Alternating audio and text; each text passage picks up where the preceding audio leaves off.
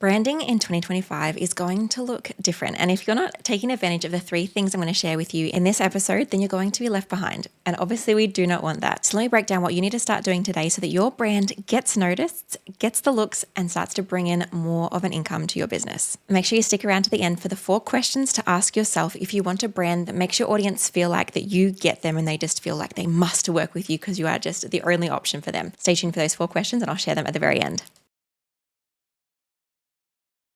So hi, if we haven't met before, my name is Jacqui and I am a graphic designer who loves teaching business owners how they can take advantage of branding and design for their businesses. And today is the beginning of a 3-part series I'm sharing on how you can create a bold brand in 2025. We're going to talk about these 3 branding must-haves, how you can create scroll-stopping graphics on Instagram, as well as 5 design rules that you need to know if you want your posts to be noticed in 2025. Okay, so let's start by breaking down the essentials that you need to know to stop blending in and start standing out. Number 1 is really important because more than ever, there are thousands, millions, billions of businesses and brands that we are competing with as little old business owners. I am just a business owner. There are thousands of people that teach design. There are thousands of people that teach Canva. There are thousands and millions of graphic designers. Yet here you are watching my video or listening to this podcast. And how did that happen? One reason is because of visual consistency. I am there every single time you see a video thumbnail, an Instagram post, you go to a website, you download a lead magnet, however you interact in my business, it all looks the same. Not in a boring way, but in a way that says this girl has actually thought things through. She is consistent, she is prepared, and she is connecting with me. I'm going to dive into a few of those different statements as we go through this episode, so I hope they make more sense as we come along. But in essence, the best way to stand out is to look the same over and over and over and over and over again. Because this builds trust with your audience. This builds an expectation. This builds a standoutness because no longer are you blending into a sea of everyone else posting random graphics. You are consistent in the way that you're showing up and they begin to recognize you. And so you begin to stand out from the crowd as a result of that learned recognition of your brand. Now, people aren't walking around thinking, oh, such and such has a brand that looks like this. They're just subconsciously learning what you look like when you begin to show up regularly. And when you show up regularly and you're looking the same, they can know that they can trust you. There's this idea in our brains that says they're here and they're always here and they're always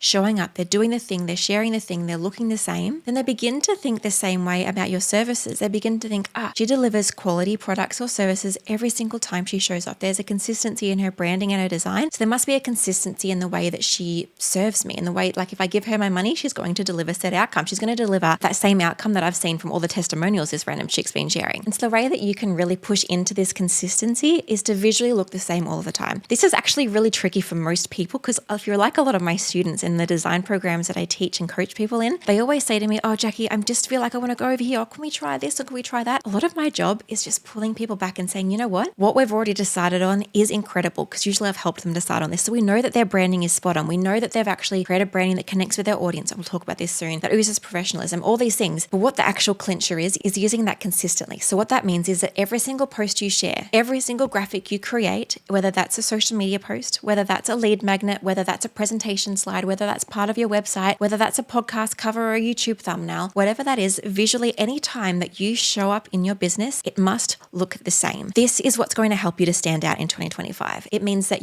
every single time you show up the same, with the same colors, with the same fonts. You've chosen your colors and you're sticking with those every time. The same fonts. You're using those same 2 to 3 fonts every single graphic that you create. Just as a PS, you don't have to use every single font or every single color on all of your graphics, but every single graphic must feature a selection of the colors or fonts from your style guide. So the branding and the design that you've chosen for your business to have, you need to use that consistently. So every single time must have your fonts, must have your colors. It doesn't have to feature your logo every time, but your logo should be a reflection of your whole brand. It should have those similar fonts and similar vibe. And also not just stopping at fonts and colors, but also brand elements. Your branding can actually look quite different depending on even if you use the same colors and fonts, if you apply different branding elements to it. Like say one time you use a flower, and next time you use a little doodly line illustration, and the next time you use a really minimal square structure kind of look. If you actually use different styles, that is actually jeopardizing your brand's consistency. So don't just stop at fonts and colors on your logo, move forward into brand style and elements as well. And if you do need help with that kind of thing, that's when my business comes in. I can help coach you through this through my different programs like DIY Design My Biz or the Co-Creation Design Club. So that's number 1, consistency. The next thing that's really, really important is this idea of how to stick in your audience's mind. Obviously, sticking in your audience's mind, a huge part to play in that is consistency because they get to learn what it is. But even maybe before consistency, you want to make sure that what you're doing, the brand that you have created says something to them, speaks to them on a different level. There isn't just the same as what everyone else is doing. But there's a clincher here. We must perfectly and intentionally mix the expected and the unexpected. So what I mean by this is imagine you're some sort of a nutrition business, something around those kind of lines. An expected brand would be for your nutritionist, for example. And so for the expected color of a nutritionist would probably be green. Green involves food, it involves health. It's a perfect visual messaging around what a nutritionist might do. However, how can you stand out in that? A lot of the time people just default to the opposite direction. They think all other nutritionists in my field are doing green. I don't want to do green. I'm going to be different from them. That's not necessarily what you want to do. As a consumer, your audience is looking for green. When they're searching for a naturopath, they're looking for green. When they're looking for a dentist, they're probably looking for blue. When they're looking for a day spa, they're probably looking for soft muted blues and greens. When they're looking for a fast food place, they're looking for reds and oranges. You don't necessarily have to be totally different from your field to stand out, but see if you can think of some unexpected detail to add to your brand to make it unique. So for me, not many graphic designers are using the bright purple that I use, so that's standing enough out for me. Thankfully, graphic design doesn't really have, because it's such a creative industry, it doesn't have a huge expected color palette, for example. But something like a nutritionist or a day spa or something like that, they do have quite an expected color palette. So what can you do? What I'd recommend doing is either just sticking with it or adding in a bit of a punch. Work out what makes you different. Do you have a particular way of doing things? Are you like really bright and playful and fun? So maybe you can use a really bright green, pairing it with a really other fun pop color, because you want to explain that fun and that eating healthy food doesn't have to be boring. So maybe you choose some other bright colors to pair with that green. Or maybe you've got an approach that's a little bit different to others. Maybe you, please don't do this, but potentially you were like weighing all of your food. Maybe you could choose like an icon, or maybe as a nutritionist, you really prioritize eating a lot of bread, and other nutritionists don't, probably for a good reason.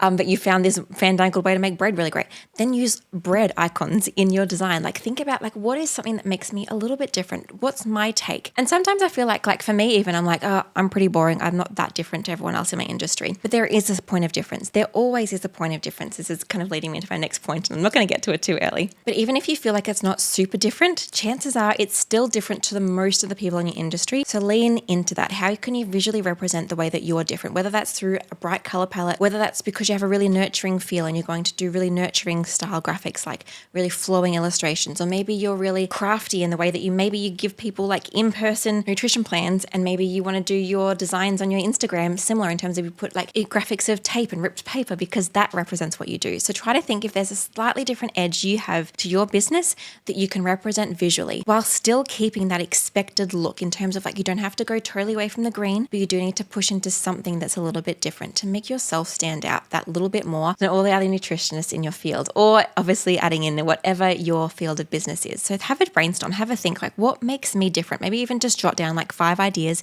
Even if you don't think like, it doesn't have to be that no one else in your industry is doing this. What is no one else in your industry promoting that they do? You know, push into that and maybe use that through your graphics, whether that's an element, whether that's a punchy color, whether that's the way that you do something fancy in your icon. And number 3 must have in your brand for 2025 is you. I have had enough of the faceless brand trend. That is not going to connect with your audience long term. I will buy from a great brand once if they have a great product or a great service that I just need. But I am unlikely to buy from them over and over again unless I feel like I have a rapport with them, unless I feel like I really trust that person, that brand. Obviously, brands like Apple and phones, they're a little bit different. But if you're a small business, your secret power is you. I remember when I first started my business, I was like, I'm going to put we on my website. Like, we will help you with the best graphic design services. No, stop being inauthentic. Let's be real. Like I can say we in my branding, in my website now because I have a team. But back when I started, I didn't. And it was okay that I was small. It was okay that I was just a one-person band. So whether you have a team or whether you're by yourself, if you have any sort of business that is a personal brand where people are working with you for the business, lean into that. Instead of pushing away from like, oh, I need to be more professional, lean into you, lean into the connection, lean into what you love, because that is likely to connect with your audience in a fresh way. And so find out what you love and lean into it. And so say, for example, a brand that I follow, Taran from the Social Bolt, she loves Harry Potter and she loves dogs. And that is totally irrelevant 100% to what she does in her business, which is marketing. She's a marketing kind of coach. She's a copywriting. She's a messaging coach. How has she merged these two together? Because she is her brand. When she shows up every day, she shares a picture of her dog. When she shows up and shares content, she uses examples from Harry Potter and connects them to marketing and messaging. And what that does is that gets raving fans to her. People want to work with her because they're like, oh, I love Harry Potter too, or oh, I love dogs too. There's this connection piece that she's bringing because she's pushing into her. And you can choose to what level you do this, and you don't have to do it to as much as what Taran does. We don't have to push into wearing your brand colors all the time like I do. Although that is one of my tips, is that if you do love your branding colors, lean into that. Like Put it everywhere. That is like, I get messages all the time from people saying, oh, Jacqui, here's this purple thing. Or Jacqui, I saw this purple thing in the shops. You know what that means? Every time they see purple, they're thinking of me. What kind of advertising is that? I couldn't pay for that level of advertising, especially because purple was really on trend right now. It's on its way out right now, but it's still around. So how can you lean into actualizing your brand, not running away from who you are, not running away from the things that you love, not running away from your branding, and instead pushing into it and pushing into that connection you can bring to people. So pushing into whatever your color palette is, using that really strongly, wearing those colors, putting it in your background, showing up consistently with those things to bring in that recognizability, especially if you love your color palette like I do. Purple is my favorite color, has been since I've been a kid. So that's been really natural for me. If that's not the case for you, maybe you want to bring in some concepts of things that you like with Tara, and we actually worked on her brand a little bit and we added in a couple of little Harry Potter icons and elements to bring that into her branding. And so is this part of you that you can bring into your branding? And obviously a great part of this is photos. If you can get some professional photos taken, or if you've got professional photos, use pictures of yourself in your branding. It doesn't have to be every single time, every single post, but it does need to be in there because that's what builds connection, and people want connection in 2025. There are so many faceless brands. There is so much AI content out there. You know that I am speaking this to you, and while there is AI stuff that can make a video to you, there is not. This is me. The hands kind of give it away. People want you. They want connection. They want a person. They want a person that's going to reply to them on Instagram. They want a person that's going to show up and share their actual thought leadership, not something they've got from AI. And you can show that and share that through your branding. You can share pictures of yourself on your graphics. You can share colors that you love through your color palette. You can show up as you in your brand and in your design.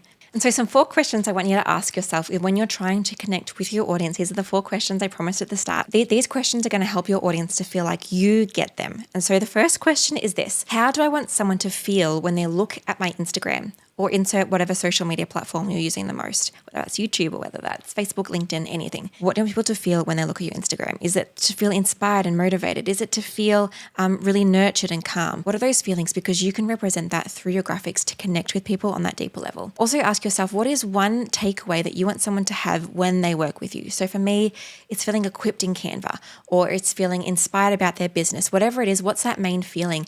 What's that main takeaway? Because again, you can represent that through your graphics. Going to speak a little bit more to this in the next episode next week, but for now, think through these questions first. And that third question is similar to what I shared with you earlier of what makes you different to your competitors. What little edge, what thing are you focusing on that other people might not be focusing on that you can bring in so that people can think, oh, I must work with Jacqui because she's the one that really gives you Canva templates. Secret, there are a lot of other designers that give you Canva templates. The difference is that I share it, I push it. I love Canva, so I make sure that you love it too. And I help you to understand that Canva template's the way to go, so I give you those. And so what is something else that people might be doing, but they're not promoting that you can promote in your business? And lastly is how can you showcase these things through your graphics? How can you showcase what you want someone to feel, what you want someone to take away, the benefits that you give that are different to your competitors through your graphics? I'm going to share with you that more over the coming weeks. And so for your next steps, I want you to take a look at your current branding, take a look at your current Instagram or your current style guide or your current Canva graphics and see, do you have these things? Are you using consistency? Have you got that little bit of point of difference? Are you embedding you into your brand? Because those are the keys to standing out in your brand in 2025. And so it's one thing to have great branding. The next step is to actually apply this to your graphics so that you can get noticed. So your Instagram posts can get stopped on and actioned on. And there are actually some really important design principles I'm going to teach you that are going to make this happen. So make sure you stay tuned for next video. I'm going to be sharing that with you. It is going to be so